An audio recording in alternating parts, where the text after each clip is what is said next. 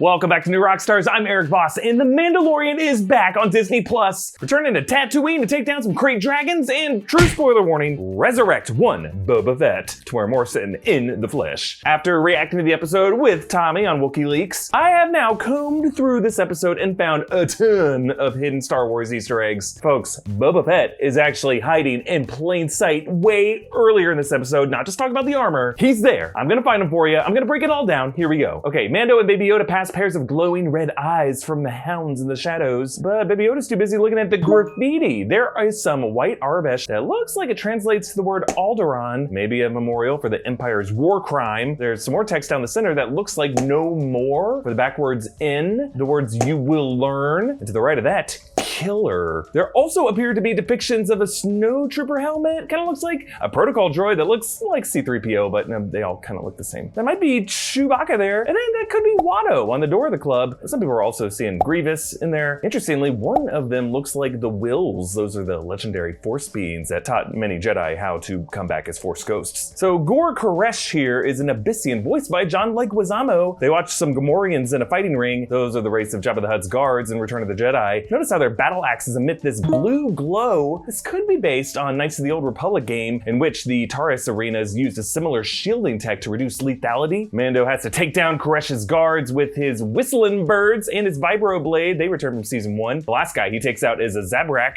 the same race as Maul. I just love how Mando's Beskar armor is itself an offensive weapon. Like the first guy punches him, nearly breaks his own fist. Then when he does that, that knocks Mando's helmet into the Twi'lek. It's like all Mando has to do is just stand there while other people punch him into each other. But before I continue, I want to thank Vessi Shoes for sponsoring this video. See, Vessi makes these knit sneakers that are 100% waterproof and weatherproof. They're super breathable too, so they don't let any liquid in, but they do let the air move out. They also have an antimicrobial insole to keep your footsies from getting funkier than a Mon Calamari sauna. Hey, that's kind of mean to Mon Calamari. I'm sure they smell fine.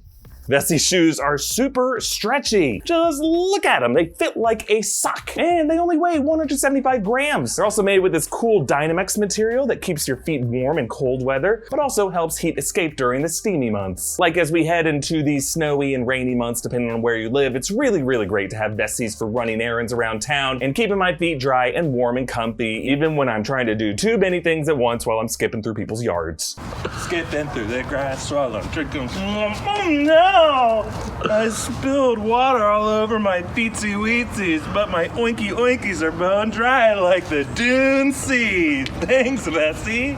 Get 25 bucks off your own pair of Vessi shoes when you use my link in the video's description. Click that link for $25 off these cool weatherproof knit sneakers. Thanks, Vessi. When he catches Koresh, he says, I swear it by the Gatra. He could be referencing the droid Gatra, which is a group of battle droids on Coruscant during the Clone Wars who supported droid rights, droid emancipation. Kind of a weird thing for Koresh to swear to, but it is worth noting, along with Mando's new post-IG-11 softened attitude toward droids, called out by Pelimoto. Oh, so he likes droids now. Well, you heard him. Give it a once-over. Peli's astromech droid is R5. Notice that burn mark. This is the same R5 with the busted motivator that Luke and Uncle Owen almost bought before R2-D2 in A New Hope. Peli also says, interestingly, you know, if this thing ever divides or buds, I will gladly pay for the offspring. Now the line gets buried by the gag, but I think it's a subtle foreshadowing hinting at Baby Yoda's reproductive cycle that we might learn about his biological origin this season. Okay, we see a great map of Tatooine. I love maps. We see Mos Eisley, Mos Espa, and the new Mos Pelgo not on the map, recalling the way Camino wasn't on the star maps of the Jedi archives, but it was nonetheless there. Screw you, Jocasta.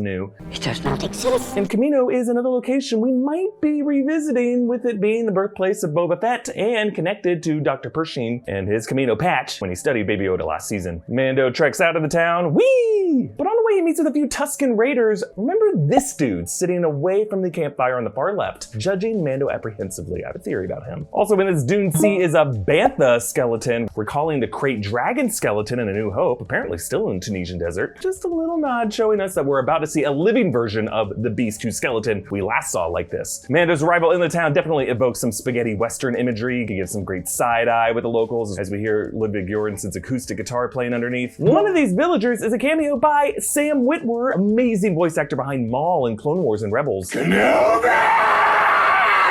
The town marshal is Cobb Vanth, Timothy Olyphant. Weequay, 2 snorts of spotchka. He wears Boba Fett's distinctive armor, a backstory originally from Chuck Wendig's Aftermath books. This Weequay bartender is played by W. Earl Brown from Deadwood, making this a kind of Deadwood reunion between him and Olyphant. You'll remember spotchka as the blue liquor that Mando drank with Cara Dune last season. And settle down with that beautiful young widow and raise your kid sitting here sipping spotchka? It's a bit weird when he calls a bartender by his race as opposed to a name. The two of them clearly had some kind of friendship in the past, though we shouldn't feel too bad this guy. He is the ugliest guy in the room who has a lot of opinions about sand people. They're monsters! They nailed the attention to detail on this Boba Fett armor. From the bullet dent on the head, there's a little metal patch on the jetpack, probably to fix where Han Solo bonked it. You'll also notice the armor looks corroded, suggesting the Sarlacc stomach acid probably did a number on it. Now notice the sound design of the Krayt Dragon roar.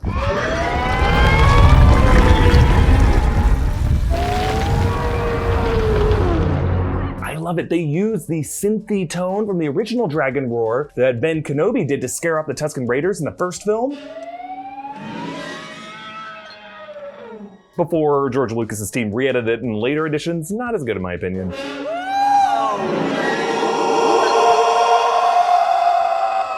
Now, Cobb's speeder bike is a repurposed Podracer engine, similar to how Rey used one of these in Jakku in The Force Awakens. Cobb's looks a lot like Anakin Skywalker's Podracer engine. It does have the yellow flaps, though this one is red. I don't remember there being any red on Anakin's. Cobb recounts the night of the second Death Star exploding after the Battle of Endor in Return of the Jedi. The holo projection has this ring of Aurebesh text around it. If you were to flip that, translate it, it reads, "Little does Luke know that the Galactic Empire has secretly begun construction on a new armored space station even more powerful than the first Death Star." The word-for-word text from the opening crawl of Return of the Jedi. That's a fun Easter egg. Cobb talked about how he grabbed a Camtono containing silicax crystals. This is the same kind of container that Werner Herzog kept the Beskar in last season. It's the famous ice cream maker prop carried by Wilbur Hood on Cloud City in Empire. The Tusken Raider hounds they meet are massifs. We saw these in Attack of the Clones, but Mando is a friend to these folks. He speaks Tusken, uses their hand signals. This is also pretty similar to the Knights of the Old Republic, where you have to team up with Tusken Raiders, and you actually use a similar tactic to take down a Krayt Dragon. You have to lure it out over buried explosives. The Tusken Raiders march back into town on banthas in a straight line. A little nod to Obi-Wan Kenobi's description in A New Hope. Sand people always ride single file to hide their numbers. Now, the Krayt Dragon lives in an abandoned Sarlacc pit. There's no such thing as an abandoned Sarlacc pit.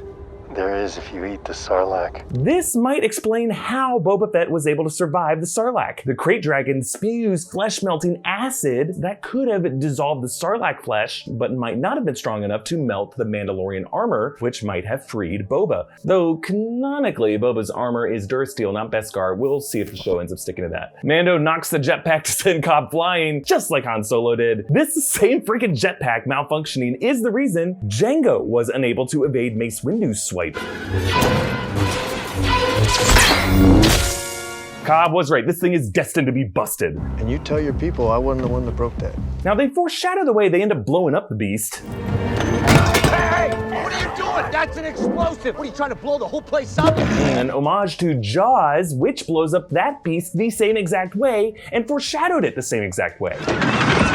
Damn it, Mark! You screw around with these tanks and they're gonna blow up! The Tusken Raiders retrieve a Krayt Pearl. This is a super valuable item in the Star Wars universe, mentioned in the Expanded Universe novels, like Han Solo used it to buy into a game of sabacc. These are formed by the dragon ingesting rocks, which it's gonna do if it's chewing its way through sand. It's kind of like how grains of sand can turn into pearls and clams. The final image shows the famous Tatooine binary sunset and Boba Fett, Temuera Morrison. Notice how his skin is a bit scarred, perhaps from escaping that Sarlacc, and you can hear some spurs when he steps,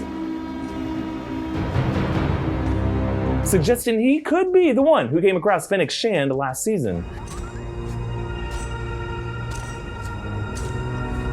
But most importantly, notice that he is carrying a Tusken rifle and a Tusken gaffy stick. I think Boba Fett could be living among the Tusken Raiders, masked along with the rest of them. He could have been that standoffish Tusken Raider back at the campfire. He was there the whole time. I'm just saying, this would explain why he doesn't have his armor anymore. Maybe he gave it up. It no longer serves him. And he might not be that interested in hunting it back down, but he still could be the key to Mando learning more about Camino, the Jedi, the whole Star Wars history we all know pretty well, but Mando and Baby Yoda are still strangers to. Oh, and yes, I am wearing New Rockstars custom This Is the Way shirt, available exclusively at New Rockstars' new merch store. But there is a limited number. I think we are running out. But when you buy it for a few bucks more, you can write in a custom shout out that we will include in Wookiee Leaks episodes. So get on this, subscribe to New Rockstars, hit that notification bell, follow me at Erik Voss. Thank you for watching, or as they say in Tusken,